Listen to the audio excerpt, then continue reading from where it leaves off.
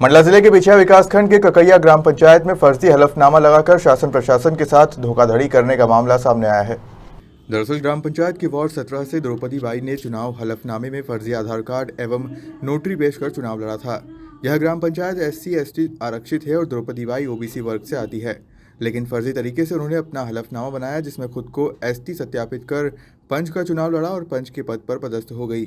जब इस मामले को लेकर रिटर्निंग ऑफिसर SDM बिछिया सर्जना यादव से बात की तो उन्होंने जल्द से जल्द कार्रवाई करने का आश्वासन दिया।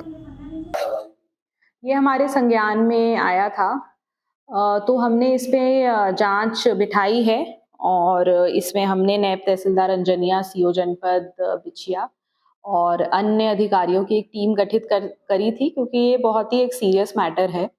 जो चुनाव हैं वो बहुत ही एक पवित्र, बहुत ही प्योर प्रोसेस होते हैं।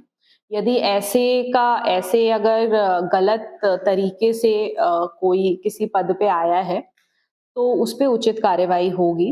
जो पंच की सीट पे हैं, वार्ड नंबर 17 से हैं द्रौपदी मरकाम, तो उनके हमने सभी दस्तावेज भी कलेक्ट किए थे, जो हमारी जांच की प्रक्रिया थी। तो उसमें सभी दस्तावेज आए हैं। तो इसमें एक ही मैं टिप्पणी करूंगी कि जो कास्ट सर्टिफिकेट जो हमारा बनता है वो पैट्रीलिनियन होता है। पैट्रीलिनियन मतलब हमारे जो पिता हैं उसके हिसाब से किसी का भी, पुरुष हो महिला हो, उनका caste for the purpose of caste certificate उससे वो माना जाता है।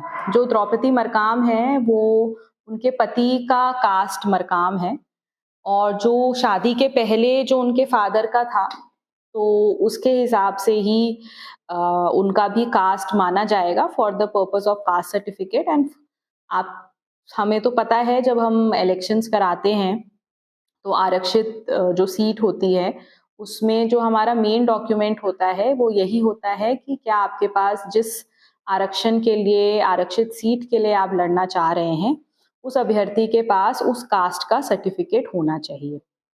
जी, और मरकाम के नाम से गलत हलफनामा प्रशासन को दिए, इसकी क्या कार्रवाई? जी, तो उन्होंने हमारे पास शपथ पत्र भी उन्होंने गलत दिया है। तो उनका जो स्टैम्प एक्ट के तहत जो भी उसमें कार्यवाही होती है वो हम उसमें करेंगे और वो अभी ऑनगोइंग है। तो एक बार कार्यवाही पूर्ण हो जाती है तो आप लोग को क्लियर पिक्चर मिलेगा।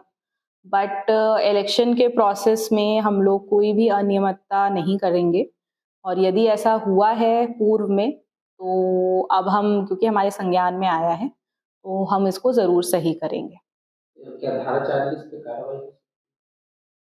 बिल्कुल हो सकती है। जो हमारे पंचायत अधिनियम है उसमें जो हमारे CO जनपद हैं, हमारे CO जिला पंचायत है, उनको विभिन्न प्रकार की पावर्स होती हैं। तो जैसा भी उनका उचित समझे कार्यवाही के पश्चात, तो वो उन पे एक्शन ले सकते हैं। मंडला से सलीम खान की रिपोर्ट।